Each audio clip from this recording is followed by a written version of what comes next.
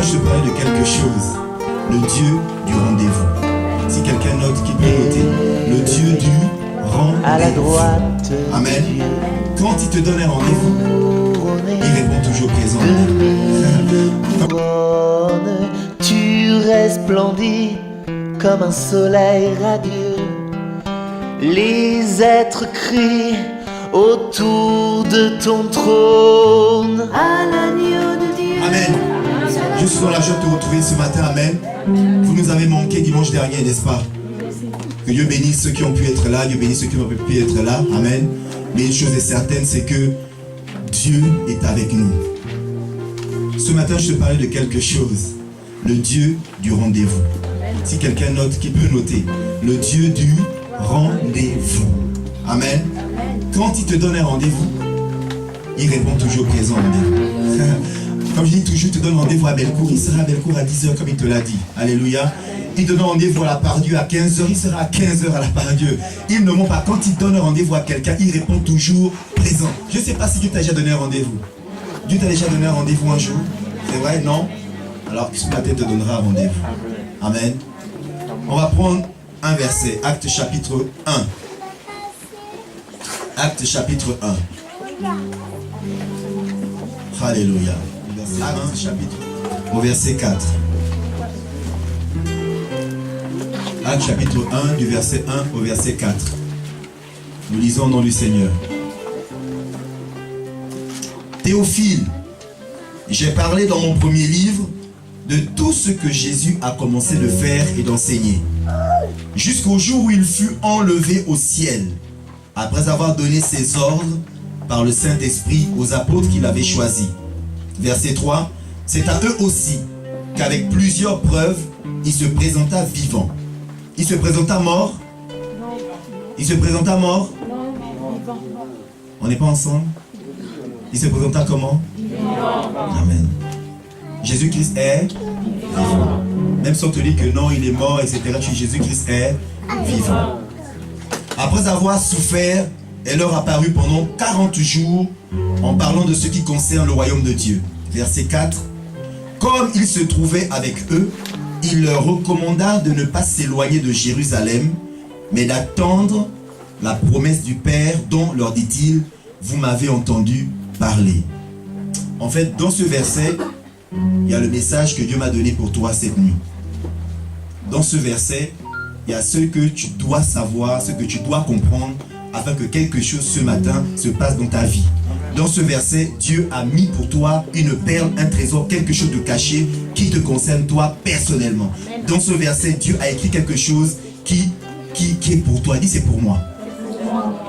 Il dit au verset 4, il leur recommanda de ne pas s'éloigner d'où? De Jérusalem. On va le dire ensemble plus fort, de Jérusalem. Mais d'attendre quoi? La promesse. De rester à Jérusalem. Disons-le ensemble. Amen. C'est interactif aujourd'hui.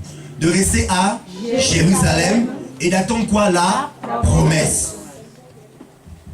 Donc ça veut dire que la promesse que Dieu m'a faite m'attend où? À Jérusalem. Ce que Dieu m'a promis m'attend où? À Jérusalem. Parce que pendant que tu lis Jérusalem, Dieu est en train d'activer quelque chose dont tu as besoin. Il est en train d'activer quelque chose que tu lui as demandé. Il est en train de mettre sur ton chemin quelque chose pour laquelle tu as prié. Alors, il a dit de rester où? À Jérusalem. Donc, c'est à Jérusalem que se trouve la promesse que Dieu m'a faite, puisqu'il dit, ne bougez pas, restez où? À Jérusalem, afin que la promesse du Père dont je vous ai parlé se manifeste au milieu de vous. Le Dieu du rendez-vous. Dieu donne un rendez-vous à quelqu'un et Dieu répond toujours présent au rendez-vous qu'il te donne. En fait, j'ai compris une chose, c'est que tout ce que Dieu fait pour toi, tout ce que Dieu fait pour moi est bon. Genèse chapitre 1 nous dit, quand Dieu a créé le ciel et la terre le premier jour, il a dit que tout était bon. Le deuxième jour, il a séparé la lumière des ténèbres, il a dit tout était bon, ainsi de suite, jusqu'au sixième jour, il a créé l'homme, il a dit c'était bon. Et avant de se reposer le septième jour, il a dit c'était très bon. En définitive, tout ce que Dieu fait pour ta vie est très bon. Tu as manqué l'occasion de dire Amen. Amen. Tout ce que Dieu a préparé d'avance pour toi est très bon. La paix du cœur, la joie, la restauration, la guérison, le miracle, c'est très bon pour toi. L'environnement favorable à ta croissance, à ton épanouissement spirituel, Dieu a déjà tout préparé d'avance pour toi. Et Dieu dit c'est très bon. Mais il y a une chose qui se passe. Dieu n'est pas l'auteur de tous les malheurs qui se passent sur la terre. Parce qu'on dit souvent, quand nous étions dans le monde, que si Dieu existait, pourquoi il y a Ebola? Pourquoi il y a autant de guerres, autant de souffrances sur la terre? Si Dieu existait. Mais comprenez une chose, quand Dieu a créé la terre, Genèse 1, qu'est-ce qu'il a dit? C'était très bon. Y avait-il Ebola? Non. Y avait-il la guerre? Non. Y avait-il la famine? Non. C'était très bon. Mais qu'est-ce qui s'est passé? Il y a eu un transfert d'autorité entre Adam et le diable. Quand Adam a péché, il a transféré son autorité au diable, dont la Bible dit dans 1 Jean qu'il est maintenant le prince de ce monde. Il contrôle ce monde. Ce monde est sous sa domination. Mais pour quiconque est en Christ Jésus, le diable ne domine pas sur lui. Au nom de Jésus-Christ de Nazareth. Celui qui a donné sa vie au Seigneur Jésus-Christ, le diable n'a pas d'emprise sur ta vie. La Bible dit que le malin ne le touche pas. À moins que moi-même, j'ouvre une porte. Une porte dans le péché. Une porte dans la désobéissance. Alors le diable prendra autorité sur ma vie. Mais si je marche en conformité avec sa parole, les choses anciennes sont passées. Toutes choses deviennent nouvelles. Je suis une nouvelle créature. Voilà ce que tu es aujourd'hui en Christ Jésus. Donc tout ce que le malin fait, les nations s'agitent, mais tout ça ne te concerne pas. Chômage ou pas chômage, sois dans la paix. Guerre ou pas guerre, sois dans la paix. Amen. Ne nous agitons pas, parce que le responsable, c'est l'homme lui-même. Et le diable ensuite, parce que le diable, il a une mission. Jean 10 au verset 10. Le voleur ne vient que pour voler, dérober, détruire, égorger. Il n'a qu'une mission. Et sa mission, c'est de détruire la création que Dieu a faite de ses propres mains. C'est de te détruire toi au nom de Jésus. Mais Nombre 23, verset 23 dit, ni la divination, ni la sorcellerie, ni la méchanceté, ni toutes les choses dans le monde occulte ne peuvent atteindre Israël. Et Israël, c'est toi au nom de Jésus. Quoi qu'on peut faire, on peut dire, même si on prend une calebasse, on invoque ton nom, ton visage ne sortira pas parce que tu as été caché dans le sang de Jésus. De qui aurons-nous crainte? De qui aurons-nous peur? Si l'Éternel est pour moi, qui sera contre moi? Ils se lèveront contre moi. Ils viendront par un seul chemin. Ils fuiront par 7 chemins. Et ils tomberont sous mon pouvoir, car l'Éternel est avec toi au nom de Jésus. Le Dieu du rendez-vous. Il a fait une promesse à ses apôtres et Dieu va tenir sa promesse. Une chose est vraie. Dieu ne pourra jamais faire une chose, c'est mentir. Nombre, chapitre 23, le verset 19. Nombre, chapitre 23, le verset 19. Nombre, c'est le 4e livre de la Bible. Tu as Genèse, Exode, Lévitique. Ensuite, c'est Nombre, chapitre 23, verset 19. C'est un passage que nous connaissons peut-être, on a déjà entendu parler, mais tu sauras que ce matin, ça se trouve dans Nombre 23, au verset 19 et le verset 20. On va lire ensemble au nom de Jésus. Dieu n'est pas un homme pour mentir, ni un fils de l'homme pour avoir du regret, dans certaines versions pour se repentir. Ce qu'il a dit, ne le fera-t-il pas? Ce qu'il a déclaré, ne le maintiendra-t-il pas? Voici que j'ai reçu l'ordre de bénir. Dieu a béni, je ne le révoquerai pas. Parole du Seigneur Tout-Puissant. Amen. Amen. Dieu n'est pas un homme pourquoi? Pour mentir, ni un fils de l'homme pour se repentir. Ce qu'il a dit, il ne le fera pas. Il le fera. Alors dis-le avec conviction, il le fera. Il a dit que tu seras guéri, il le fera. Il a dit que tu seras béni, tu le fera. Il a dit que ta situation va être transformée, changée, tu le. Mon frère, ma soeur, aussi longtemps que tes yeux n'ont pas vu ce que Dieu t'a promis, tu ne partiras pas de cette terre. Parce qu'il n'est pas un menteur. Ce qu'il a dit, il va l'accomplir.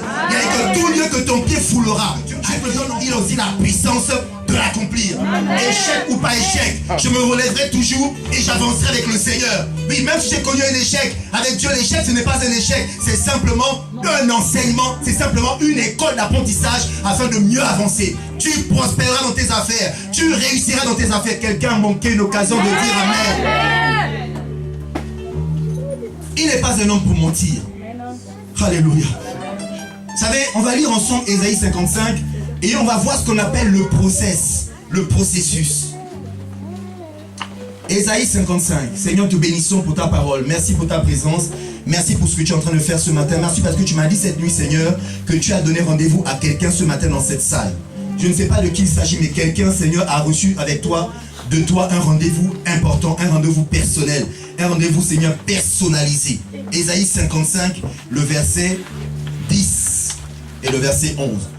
La pluie et la neige descendent des cieux, ils n'y retournent pas sans avoir arrosé, fécondé la terre et fait germer les plantes, sans avoir donné de la semence au semeur et du pain à celui qui mange.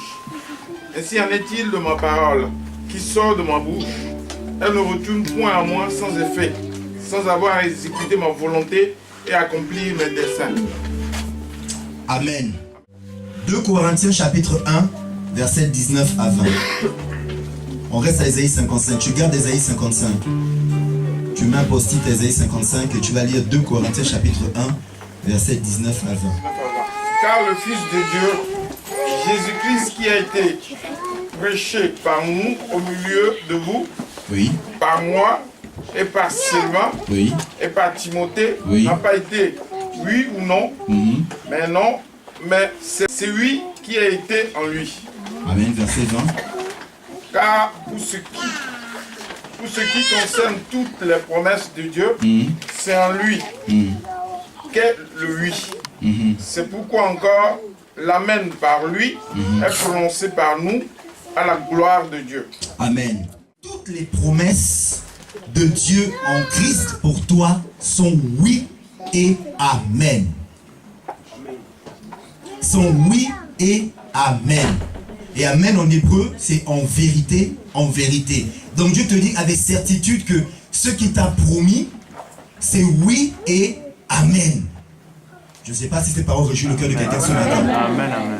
Ce que Dieu m'a dit me concernant par rapport à ma destinée, mon projet de vie, mon couple, mes enfants, ma famille, mon travail, tout ce qui m'entoure, pour Dieu c'est oui et amen.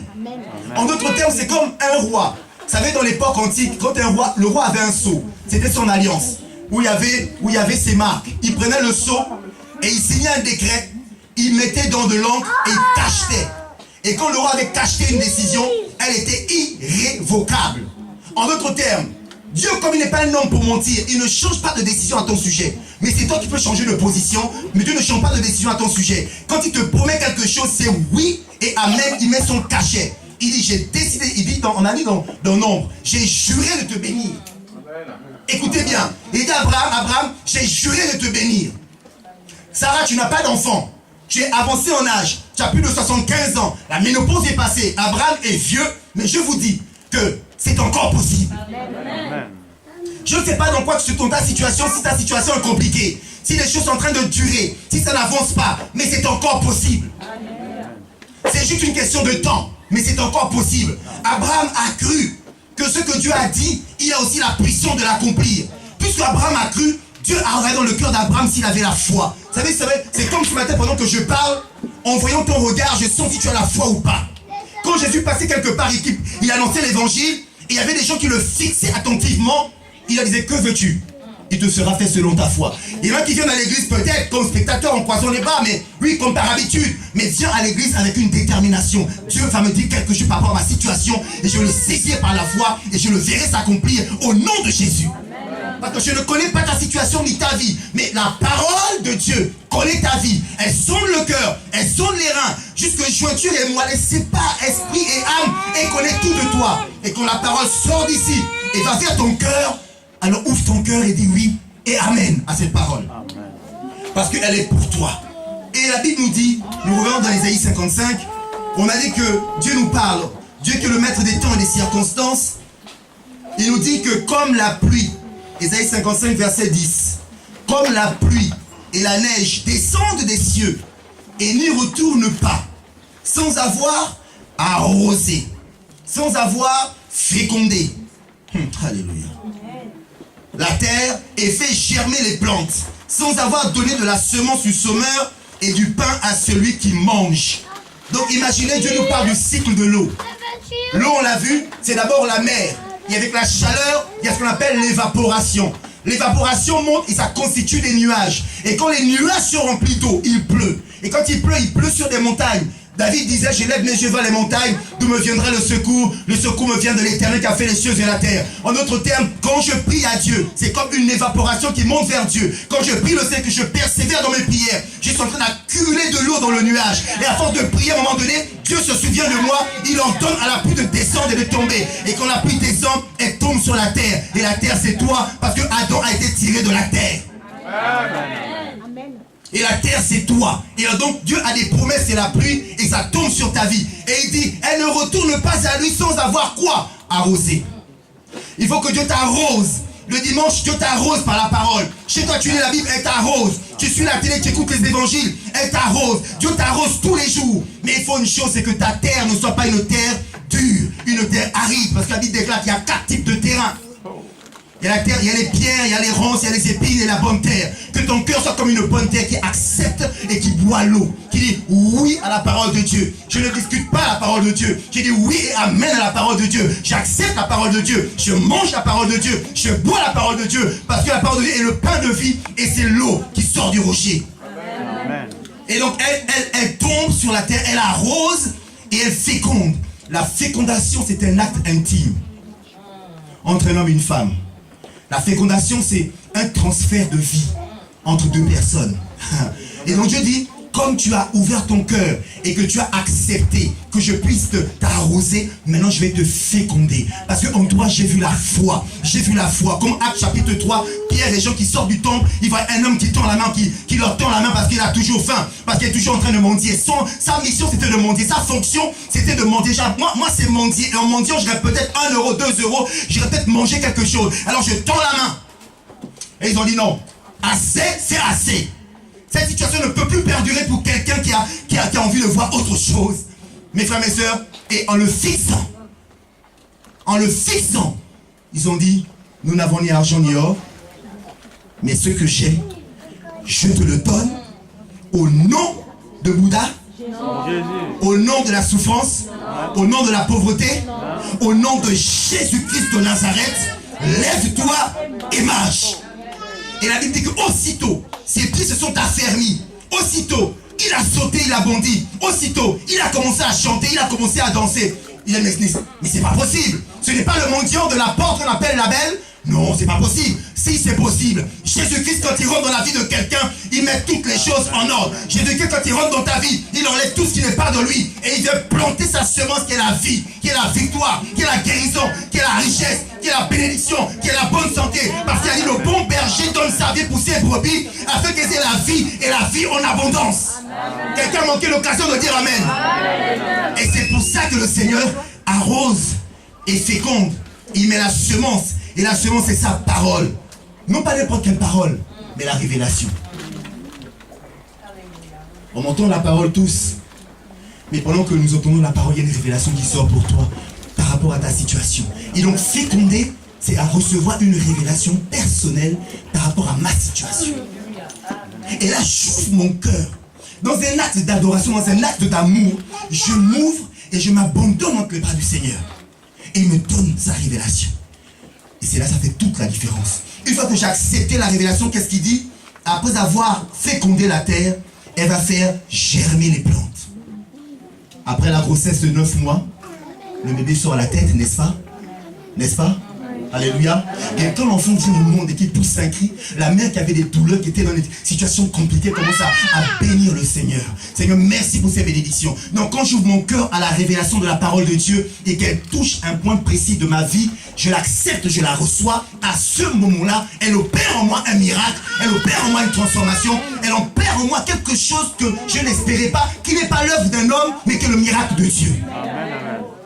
Et à cet instant-là, il fait germer les plantes sans avoir donné de la semence au semeur.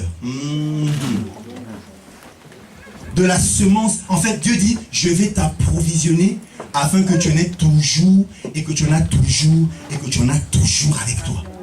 C'est que quand tu as reçu la révélation de Dieu, tu deviens un fils d'exhortation parce que Dieu a fait dans ta vie un tel témoignage que tu ne peux faire autre chose que de témoigner. Voilà ce que l'Éternel a fait pour moi. Voilà ce que Dieu a fait pour moi. Voilà le miracle qu'il a accompli dans ma vie. Il devient visible. Un enfant qui sort du ventre de sa mère devient visible. On a des bébés ici, ils étaient cachés dans le ventre, mais ils sont visibles. on témoigne. Et par le témoignage, la semence se multiplie. Et avec la semence, on fait quoi? On fait le pain. Et le pain qu'on partage et qu'on mange. Alléluia. Et Dieu dit, il en est ainsi de quoi? De ma parole. Qui sort d'où? De ma bouche. Elle ne retourne point à moi sans effet, sans avoir exécuté quoi? Ma volonté et accompli quoi? Mes desseins.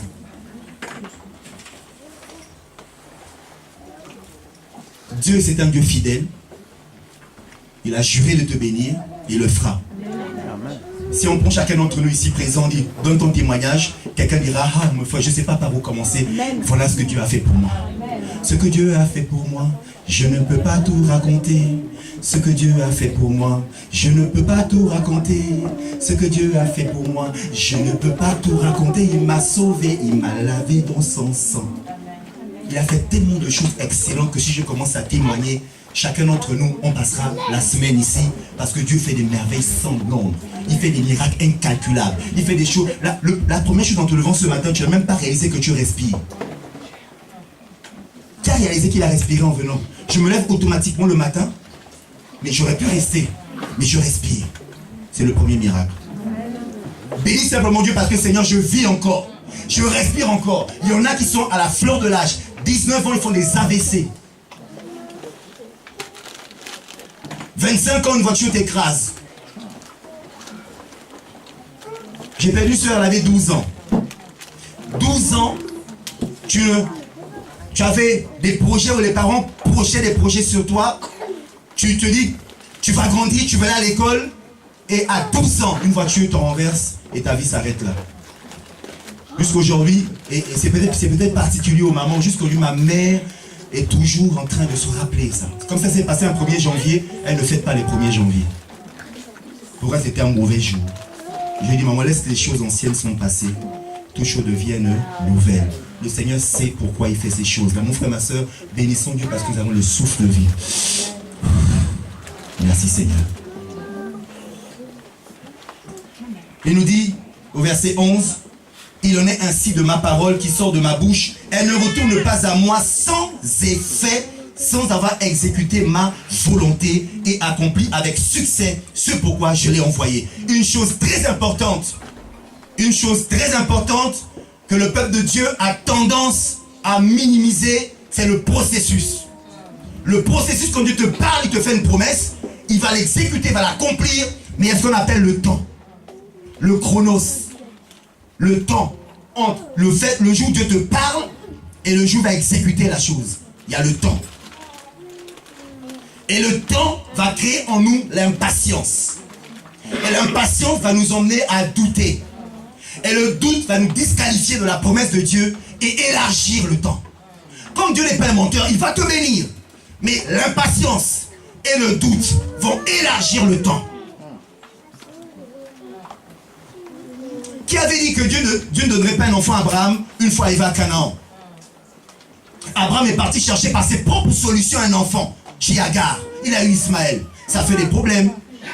Et la Bible dit que pendant, vous lirez Genèse 16, le dernier verset. Genèse 17, le premier verset. Il s'est écoulé au moins 15 ans où Dieu vient dire à Abraham, sois intègre. En fait, j'ai compris que mon impatience, mon doute, ma désobéissance peut faire que Dieu, il est là, mais il ne me parle plus. On peut être à l'église et dire Dieu est avec moi, mais il n'est plus avec moi. J'ai posé un acte qui m'a disqualifié de Dieu.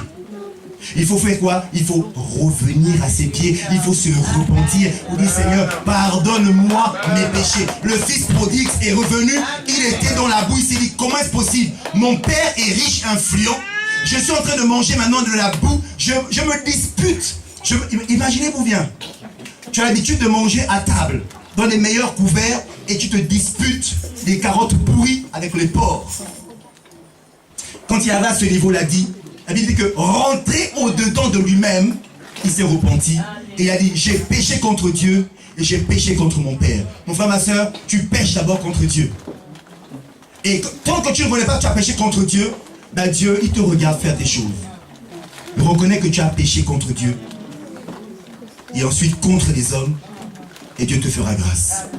Donc j'ai dit, c'est nous-mêmes, l'impatience, le doute, l'incrédulité qui fait que nous élargissons le temps.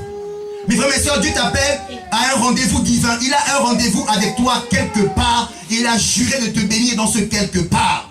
Et il faut que tu sois présent dans ce quelque part, dans ce lieu que Dieu a préparé pour toi. Israël a commis une erreur. Il dit, il en est ainsi de quoi de ma parole. La parole c'est qui? La parole c'est qui? La parole était avec Dieu et la parole était Dieu. Tout ce qui a été créé sous la terre, sur la terre et dans les cieux a été créé par la parole. Et on dit quelque part que dans Apocalypse 19 qu'il y a quelqu'un qu'on appelle la parole de Dieu qui était monté sur un cheval. Il y avait écrit sur sa cuisse droite, roi des rois, seigneur des seigneurs. Donc la parole de Dieu c'est Jésus-Christ lui-même. Et Israël a commis une erreur. La parole est venue parmi eux. Et qu'est-ce qu'ils vont faire? Ils vont rejeter la parole. Et j'en viens en te disant que pourquoi certaines promesses tardent à se réaliser. Certaines promesses tardent à se réaliser parce que nous ne sommes pas au bon endroit, au bon moment. Il y a un temps marqué par Dieu pour accomplir sa promesse dans ta vie. Il y a un moment fixé. Il y a un temps de l'accomplissement. Il y a le jour de l'exaucement. Galates 4, verset 4 nous dit: au temps marqué, la Vierge devint enceinte. Elle enfanta un fils, Jésus. Au temps marqué. Mais Ésaïe chapitre 7 et Ésaïe chapitre 9, Ésaïe a prophétisé que d'une vierge naîtrait un enfant qu'on appellera Emmanuel. N'est-ce pas? Mais il s'est écoulé 700 ans entre le moment où Ésaïe prophétise et le moment de l'exaucement. 700 ans. Imaginez-vous bien. Maintenant, quand le temps de la bénédiction est arrivé, Dieu a commencé à parler à certaines personnes que l'enfant arrive, notamment Siméon et Anne dans le temple. Siméon, Dieu lui a dit que tu ne mourras pas avant que tes yeux voient le salut d'Israël. Et lorsque Marie, Jean rentrent dans le temple à Jérusalem pour présenter l'enfant à Dieu, Siméon est averti par le Saint-Esprit que c'est cet enfant-là. Siméon va vers les parents et il leur dit: maintenant mes yeux ont vu, maintenant je peux partir. Donc le temps Chronos était arrivé, le jour de la promesse était arrivé, le jour de la bénédiction était arrivé et Dieu a prévenu. Mon frère, ma soeur, je te dis une chose, c'est que quand Dieu va te bénir, il va te prévenir. Je répète, quand Dieu va te bénir, il va te prévenir. Mais seulement que tes oreilles ne s'endurcissent pas et que tu fasses ce qu'il te demande de faire pour que la promesse se manifeste. Ils sont passés à côté de la bénédiction. La parole dans Jean chapitre 1 au verset 11, Jean chapitre 1 au verset 11, la parole est venue parmi les siens. Jean chapitre 1, le verset 11 et le verset 12. Jean chapitre 1, verset 11 et verset 12. On parle de la parole et on nous dit, je lis au nom du Seigneur, elle est venue chez les siens et les siens ne l'ont pas reçue. Mais à tous ceux qui l'ont reçue, elle a donné quoi? Le pouvoir de devenir enfants de Dieu à ceux qui croient en son nom et qui sont nés, non du sang, ni de la volonté de la chair, ni de la volonté de l'homme, mais de Dieu. La parole est venue parmi les siens et Israël a rejeté la parole. Jusqu'aujourd'hui, ils ont rejeté le Mashiach, Yeshua, le Messie attendu, ils l'ont rejeté. Et comme ils l'ont rejeté, ils n'ont pas reçu, qu'est-ce que Dieu a fait? Il a pris la grâce et il a donné aux nations que nous sommes, afin que Israël soit dans la jalousie et qu'ils se rendent compte que le Messie reviendra et posera à nouveau ses pieds sur le mont des Oliviers. À ce moment-là, ils diront: celui dont on a percé, c'était Jésus, le fils de Marie, Jésus de Nazareth, le fils de Dieu. Alors c'est lui qu'on doit adorer. Mais il se sera écoulé un temps, n'est-ce pas? Et depuis l'an 33, je ne sais pas combien, quand Jésus était mort à la croix, ils l'ont rejeté, jusqu'à aujourd'hui, vous voyez, il y a plus de 2000 ans. J'aimerais pas que tu passes tout ce temps à manquer la grâce de Dieu pour ta vie, parce que Dieu t'a promis quelque chose et je veux m'unir à toi en te disant que ça va s'accomplir dans le nom de Jésus-Christ de Nazareth. Amen. Parce que aussi magnifique que peuvent être les promesses de Dieu pour ta vie, aussi longtemps que tu ne crois pas en ces promesses, que tu n'ouvres pas ton cœur à ces promesses et que tu n'adhères pas et que tu n'entres pas dans ces promesses, elles ne se réaliseront pas pour toi. elles vont se décaler, elles vont s'éloigner. Alors une chose, mon frère, ma soeur, ce matin, prends la décision d'ouvrir ton cœur et dire oui et amen à la promesse que Dieu a faite pour ta vie. Et ne doute pas. Vous savez, Israël, on le dit souvent dans Nombre chapitre 13, je ne vais pas lire maintenant, j'accélère, on va vers la fin. Dans Nombre chapitre 13, Dieu les a conduits à Canaan. Et à Canaan, Dieu a envoyé des espions explorer le pays. Vous connaissez l'histoire. Et ils sont allés dans le pays et ils ont ramené des raisins immenses. On a déjà fait un enseignement là-dessus. Et ils ont dit à Moïse, c'est vrai que le pays en question, c'est le pays où coule le lait et le miel. C'est le pays de la bénédiction, on n'en doute point. Mais on a vu là-bas des géants, des fils d'Anak. Ils étaient laids et effrayants. Et je pense que non, on ne peut pas aller là-bas. Et Josué et Caleb ont dit, et j'espère que ce matin, que tu sois animé du zèle qu'avait Josué et Caleb, qui ont dit, si Dieu est avec nous, nous irons à Canaan et nous posséderons le pays. Est-ce que Dieu est avec quelqu'un ici ce matin dans cette salle? Si Dieu est avec toi, tu prendras possession du pays. Tu prendras possession du pays. La France est à toi. Ne demande pas l'occasion de dire amen. La France est à toi et les meilleures productions de ce pays sont à toi. Crise ou pas crise, chômage ou pas chômage, dépression ou pas dépression, tout ce qu'on veut, faillite ou pas faillite, quand Dieu a juré de bénir ses enfants, il est béni. Isaac, en temps de famine, en temps de crise économique, Isaac a prospéré, Isaac a été béni. Il en sera ainsi aussi pour toi dans le nom de Jésus. La crise économique, enfant, ne te touchera pas au nom de Jésus-Christ de Nazareth. Reçois cette parole dans ton cœur. Tout ce que tes mains trouveront à faire, fais-le et ça réussira. Tout ce que tes mains trouveront à faire, fais-le et ça réussira parce que c'est ton temps, c'est ta saison où la promesse de Dieu se manifeste dans ta vie dans le nom de Jésus. Israël a rejeté la grâce et Israël a erré pendant combien d'années? Pendant 40 ans, Israël a erré dans le désert parce qu'ils n'ont pas cru. Oh mon frère, ma soeur, le doute. Le doute. Le doute a poussé ce peuple à tourner pendant 40 ans dans le désert. Le doute. Ne doute pas de la promesse de Dieu. Ne doute pas de la parole de Dieu. S'il te plaît, ne doute pas. Quand Dieu te dit quelque chose, ne doute plus. Dis, je ne doute plus. Non, dis-le encore, je ne doute plus. Parce que Dieu n'est pas un menteur. Il y a un homme qu'on appelle Zacharie. Vous connaissez Zacharie? C'est le père de qui? C'est le père de Jean-Baptiste. Et Zacharie, s'est passé quelque chose. Zacharie, est-ce que c'était un jeune garçon? C'était un jeune garçon? C'était un vieux, n'est-ce pas? Il était âgé en âge et puis c'était son tour maintenant d'entrer dans le lieu très saint et de faire donc, d'allumer l'autel des parfums. Et il va se passer quelque chose. Sa femme Élisabeth, est-ce qu'elle était encore en âge d'avoir des enfants? Elle avait passé l'âge, n'est-ce pas, Élisabeth? Voilà ce qui va se passer. Luc chapitre 1, verset 18. Un ange va apparaître à Zacharie et un ange va parler à Zacharie en ces termes. Luc chapitre 1, verset 18 et 19. Zacharie dit à l'ange, à quoi reconnaîtrais cela? Parce que l'ange lui a dit que tu aurais un enfant. Car je suis vieux et ma femme est d'un âge avancé. L'ange lui répondit, moi je suis Gabriel, celui qui se tient devant Dieu. J'ai été envoyé pour parler et t'annoncer cette bonne nouvelle. Voici, tu seras muet et tu ne pourras parler jusqu'au jour où cela se produira. Parce que tu n'as pas cru à mes paroles qui s'accompliront en leur temps. Tu n'as pas cru à la promesse de Dieu qui s'accomplira en son temps. Comme tu n'as pas cru en cette guérison, comme tu n'as pas cru en ce mariage, comme tu n'as pas cru en cette libération, comme tu n'as pas cru que Dieu était capable de te restaurer, de te bénir, comme tu n'as pas cru, alors Dieu a dit que tu seras muet. Il est sorti de là, il était muet, il ne savait plus quoi dire. Il est devenu fou ou quoi? Mais jusqu'à ce que l'enfant vienne au monde et que Élisabeth mette au monde un enfant, ils étaient dans le doute parce qu'en Israël, c'est le père qui donne le nom de l'enfant. On dit, mais Zacharie, quel est le nom de l'enfant? Il ne savait pas comment dire, il ne savait pas comment parler. Mais comme c'était le temps, Dieu a ouvert sa langue et il a dit, l'enfant s'appellera Jean. Alléluia. Dieu a quelque chose pour toi. Dieu t'a donné un rendez-vous ce matin. Maintenant, j'accélère en te disant une chose que le lieu du rendez-vous, c'est Jérusalem. Le lieu où Dieu t'attend, c'est Jérusalem.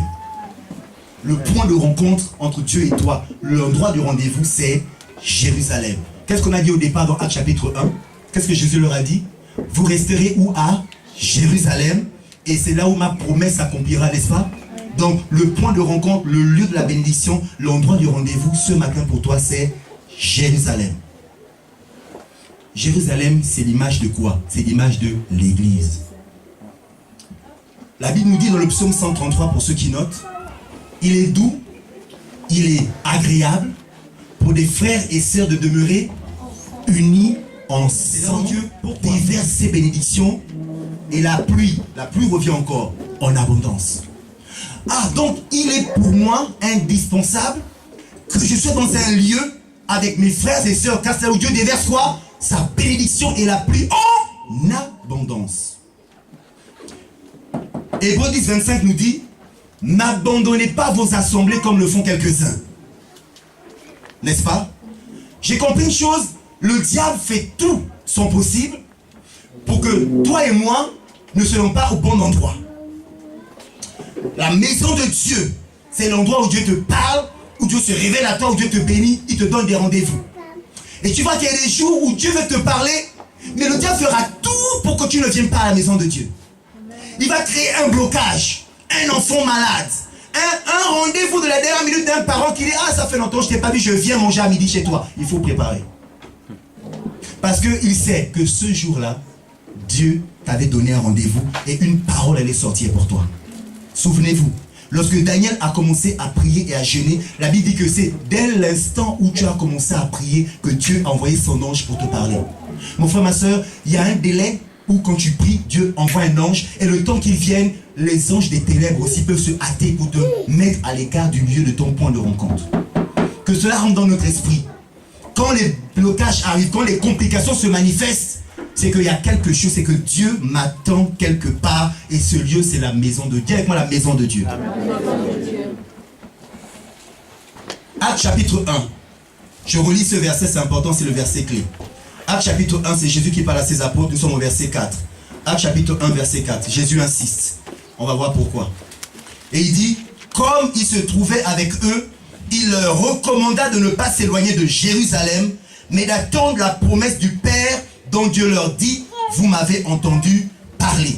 Et il insiste au verset 8 en disant: mais vous recevrez une puissance, celle du Saint-Esprit, survenant sur vous, et vous serez mes témoins. Où? À Jérusalem, dans toute la Judée, dans la Samarie et jusqu'aux extrémités de la terre. Mais nous sommes d'abord témoins où? À Jérusalem. Et vous savez, Jésus est monté au ciel, n'est-ce pas? C'est ce qu'on appelle l'ascension. Et comme ils ont obéi, dis avec moi obéissance. Comme ils ont obéi à la voix de l'Éternel, ils sont montés dans une chambre haute et ils étaient 120. Mais comprenez-moi bien, quand Jésus va monter lors de l'ascension, ils étaient 500. Cela suppose que Jésus s'est adressé à 500 de ses disciples d'attendre. Ou à Jérusalem.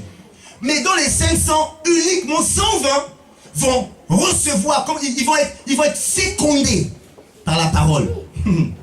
Ils vont dire, puisqu'il a dit ça, il n'est pas un menteur. Et ils sont partis. Ne sachant le temps ou le délai, ils ont prié pendant 10 jours. Et tout à coup, le 10e jour, alors que les nations, tous les juifs de plusieurs nations s'étaient réunis à Jérusalem, le Saint-Esprit est descendu comme des flammes de feu. Ils furent tous baptisés de l'Esprit et ils parlaient dans différentes langues des merveilles de Dieu. Mon frère, ma soeur, c'est à Jérusalem où le Seigneur va commencer à opérer en toi un miracle qui fera qu'en allant jusqu'aux extrémités de la terre, on dira que Dieu est avec toi. Dieu fait avec toi des grandes choses. Je me rappelle, en 2005, il y a 9 ans, le Seigneur m'avait appelé au ministère pour devenir pasteur. Et croyez-moi qu'on n'accepte pas d'être pasteur parce qu'on a envie d'être pasteur, on a envie de monter, on a envie de prêcher, c'est pas vrai. Quelqu'un qui dit qu'il veut être pasteur pour être pasteur, qui lève le doigt. Parce que moi, je ne voulais pas être pasteur. J'étais venu faire mes études en France. Et après mes études, je rentre dans mon pays. Ça faisait une vingtaine d'années que j'avais quitté mon pays. Alors je me dis, enfin, je finis et je rentre chez moi. C'est alors que tu m'as invité à une église que je ne connaissais pas. Depuis là, maintenant, je suis resté. Non, mais viens, il y a une église où il y a Dieu. Oh, bon, je suis enfant de Dieu, je vais y aller. Je ne savais pas qu'en y allant, j'allais être prisonnier de Christ. Amen. Et c'est la meilleure prison. Amen. Parce que j'aurais pu aller dans le monde et faire autre chose. Mais je n'aurais pas connu Christ comme je le connais aujourd'hui. Et en servant le Seigneur, la parole est sortie, la révélation qui m'a fécondé, tu seras pasteur. Et c'était une lutte dans ma tête. Pasteur, non, pasteur. Pasteur, prêcher à l'église, pasteur, non, moi j'ai envie de faire des affaires, j'ai envie de faire la politique, pasteur, non, ça ne m'intéresse pas. Mais ça me revenait. Vous savez, quand Dieu vous parle, il remet comme un disque. Il remet la même parole. Je t'appelle. Tu dis non, il dit je t'appelle. Tu dis non, il dit je t'appelle. Jusqu'au jour où tu dis oui Seigneur, oui Seigneur. N'est-ce pas? Demandez à Jonas. Jonas a voulu fuir, n'est-ce pas? Mais Jonas est venu faire la mission. Et quand le temps était venu, la reconnaissance du ministère, il y a 5 ans, c'était le 10 septembre 2005. Et alors, maintenant se poser une question de savoir, mais tu vas aller où? Je suis même des étapes parce qu'on me disait, mais mon frère, une parole est sortie que tu seras pasteur, mais je crois que ce n'est pas ici. Parce que ici, c'est compliqué. Ici, les gens, ici, les pasteurs, non. Ici, non. Viens avec nous. Parce que moi, là-bas, je t'impose les mains, tu es pasteur tout de suite. Je te fais d'abord évangéliste, après je te fais pasteur. Viens. Mais quand tu me disais non, c'est ici. Mais c'est compliqué, c'est bloqué là-bas. Il y a déjà des pasteurs, mais c'est ça pas possible. Je dis une chose, si Dieu a dit, moi qui étais étudiant, il m'a bloqué ici, et je serai pasteur, ce sera ici, ce sera cette personne, mon pasteur qui m'imposera les mains et personne d'autre. Ils m'ont dit, tu attendras longtemps. J'ai dit, mais dans ce cas, je vais attendre longtemps. Parce que l'obéissance vaut mieux que le sacrifice. Et autant marqué, c'est mon pasteur qui m'a imposé les mains devant tous les pasteurs de Lyon. Et voilà, c'était venu. Une autre problème est venu, mais maintenant, comme tu es pasteur, sors. Parce que le diable est toujours, le diable il ne change pas parce qu'il ne veut pas que tu bénéficies de toutes les grâces de Dieu. Maintenant, comme tu es pasteur, sors. Je dis non. Il m'a dit que je sortirai au temps marqué et mon pasteur m'imposera les mains, je partirai en paix, non pas comme un rebelle. Et j'ai attendu longtemps, mais j'ai attendu. Amen. Mes frères, ma soeur, j'ai attendu 3 ans. Au bout de 3e année, Dieu a ouvert une porte et je suis parti, mais dans la paix. Je peux aller voir mon pasteur, je lui dis bonjour, on mange ensemble, il n'y a pas de problème. Mes frères, ma soeur, le temps est important. Et quand le temps arrive, on te dira, c'est pas le bon endroit. Donnez-moi le nom d'une église parfaite. Alors, on va tous y aller tout de suite. Il y aura toujours des problèmes. Dans l'arche de Noé, il y avait plusieurs animaux. Ils étaient obligés de s'entendre, n'est-ce pas? Le lion n'avait pas le droit de bouffer l'antilope dans l'arche de Noé. N'est-ce pas? Oui ou non? Je n'ai pas entendu que l'arche de Noé, le lion a bouffé l'antilope. Ou j'ai raté le verset peut-être. Ils étaient en communion. Vous savez, quand on est dans la maison de Dieu, dans la présence de Dieu, il y a une telle atmosphère, il y a une telle paix, une telle joie, que les problèmes se résolvent. Il faut qu'il y ait des problèmes pour que Jésus fasse des exploits, n'est-ce pas? Alors, mon frère, ma soeur, c'est à Jérusalem que Jésus leur a dit, ne bougez pas, restez là. Et je finis en te disant que le découragement viendra toujours quand tu es sur le chemin de ta destinée. Le découragement viendra toujours quand tu fais ce que Dieu attend que tu fasses. Le découragement viendra toujours afin de te faire sortir du chemin que Dieu a préparé pour toi. Mon frère, ma soeur dit, je refuse le découragement. Je refuse le découragement. Parce qu'il viendra, il est là, il ne change pas, il persévère, il est têtu. Le découragement est têtu. Donc toi aussi, sois têtu. Tu veux que je bouge, je ne bougerai pas. Tu veux que je sorte, je ne sortirai pas. Tu veux que je fuis, je ne fuirai pas. Je serai à l'endroit où Dieu a dit que je serai. Parce qu'il déclare que là où Dieu t'a planté, là aussi tu vas fleurir. Amen. Tu seras comme le cèdre du Liban, comme le palmier. On viendra manger de ton fruit. Et j'aimerais qu'on mange de mon fruit. J'ai envie de manger de ton fruit. J'ai envie de manger de ton fruit. Reste au bon endroit, au bon moment. Fais ce que Dieu te demande de faire et ne manque pas le but parce que tu as rendez-vous avec ta promesse à Jérusalem. Je finis en te disant que lorsque Jésus devait mourir, c'était où? À Jérusalem. Il a dit à ses disciples qu'il est maintenant temps que le Fils de l'homme aille où? À Jérusalem. Il va souffrir entre les mains des pharisiens, il sera crucifié et le 3e jour, il sera glorifié. Qu'est-ce que Pierre a dit? Non, non. Tu es jeune, tu es influent, tu es puissant. On peut encore faire des exploits ensemble. On peut encore écrire des histoires ensemble. Il a dit non, mon temps est arrivé. Le temps où je dois aller à Jérusalem est arrivé. Mon frère, ma soeur, c'est à Jérusalem que Jésus est parti à la rencontre de sa destinée, à la rencontre de sa gloire. J'aimerais que toi aussi tu acceptes. Jérusalem, oui, il peut y avoir des pharisiens à Jérusalem, c'est vrai. Il peut y avoir des Romains qui occupent le pays, c'est vrai. Il y avait même des voleurs à Jérusalem, parce que Jésus a pris le fouet, il a chassé les vendeurs du temple, c'est vrai. À Jérusalem, il y a beaucoup de choses, mais c'est le lieu de ma destinée, c'est le lieu de mon rendez-vous avec Dieu. Je ne bougerai pas, je ne quitterai pas, je persévérerai, je me maintiendrai, je serai enraciné à Jérusalem, parce que c'est là où Dieu a juré de me bénir. Satan te dira, mais pourquoi tu vas à l'église? Tu vas à l'église, oui, assis, il y a ça, pourquoi tu vas à l'église? Satan, pourquoi tu vas à l'église? Tu diras, Satan, je vais à l'église parce que c'est le lieu de mon rendez-vous. Mais il n'y a que deux personnes. Même s'il y a deux personnes, même s'il y a un, le un ce sera moi. Parce que Dieu, je vais à son rendez-vous. Alléluia. Mon frère, ma soeur, Dieu veut une armée de personnes déterminées qui ne regardent pas aux circonstances, qui ne regardent pas aux événements, qui ne regardent pas aux hommes, mais qui sont habitées par la semence de Dieu. Dieu a juré de me bénir. Je vais faire ce qu'il attend de moi. Je le ferai bien. On va se lever pour la prière au nom de Jésus. Alléluia. Seigneur, tu n'es pas un menteur. Tu n'es pas un fils de l'homme pour te repentir. Ce que tu as dit, tu nous as dit ce matin que tu vas le faire. La promesse de Dieu est une promesse garantie. Alléluia. La promesse de Dieu est une promesse garantie. Il a dit il va le faire. Il va le faire. Il va le faire. Il va le faire pour ton fils, mon frère. Il va le faire pour ta fille, ma soeur. Il va le faire pour ton enfant. Il va le faire pour ton collègue. Il va le faire pour ta femme. Il va le faire pour ton mari. Il va le faire. Il a dit, il va le faire. Commence à remercier le Seigneur. Prie le Seigneur.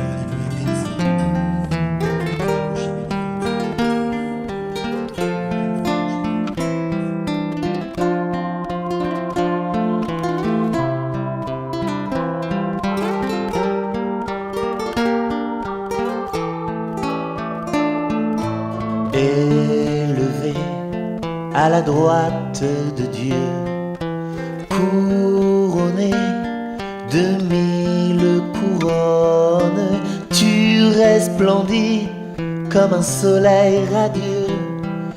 Les êtres crient autour de ton trône. À l'agneau de Dieu soit la gloire.